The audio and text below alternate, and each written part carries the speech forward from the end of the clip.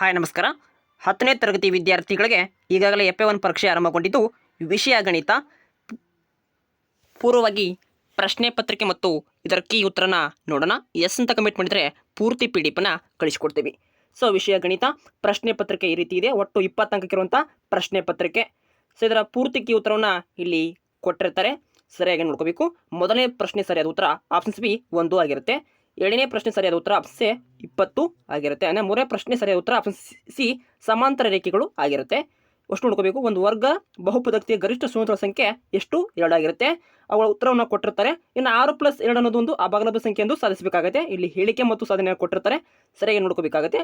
ಇನ್ನು 2x + y = 10 ಅನ್ನೋದು ಒಂದು ಸಮೀಕರಣವನ್ನು ವರ್ಜಿಸುವ ವಿಧಾನವನ್ನು ಕಂಡುಹಿಡಿಯೋದಿರುತ್ತೆ. ಸೊ ಯಾವ ರೀತಿ ಕಂಡುಹಿಡಿಯಬೇಕನ್ನ ಕೊಟ್ಟಿರ್ತಾರೆ ನೋಡಿ. ಇನ್ನು ಇಲ್ಲಿ 6 ಅಂಕದ ಪ್ರಶ್ನೆ ಇವೆ, ಅವು ನೋಡ್ಕೋಬೇಕು. ಲಸ ಮತ್ತು ಮಸವನ್ನು ಕಂಡುಹಿಡಿದಿರುತ್ತೆ. ಸೊ ಪೂರ್ತಿ PDF ಇದೆ, ಅದರ ಕೀ ಉತ್ತರ ಸಹ ಇದೆ. ಸೊ ಅದನ್ನು ನೋಡ್ಕೋಬೇಕು ನೀವು. ಸೊ ಮುಂದಿನ ತರಗತಿಯಲ್ಲಿ ಉಳಿದ ಸಬ್ಜೆಕ್ಟನ್ನು ಮಾಡ್ತೀವಿ ಅಂತ ಹೇಳ್ತಾ ಇಂದಿನ ತರಗತಿನ ಇಲ್ಲೇ ಮುಗಿಸ್ತೀನಿ. ಸೊ ಎಸ್ ಅಂತ ರಿಪ್ಲೈ ಮಾಡಿ ಕಮೆಂಟನ್ನು ಮಾಡಿದರೆ ನಿಮಗೆ ಈ PDF ಕಳಿಸ್ಕೊಡ್ತೀನಿ. Thank for watching. Have A nice day.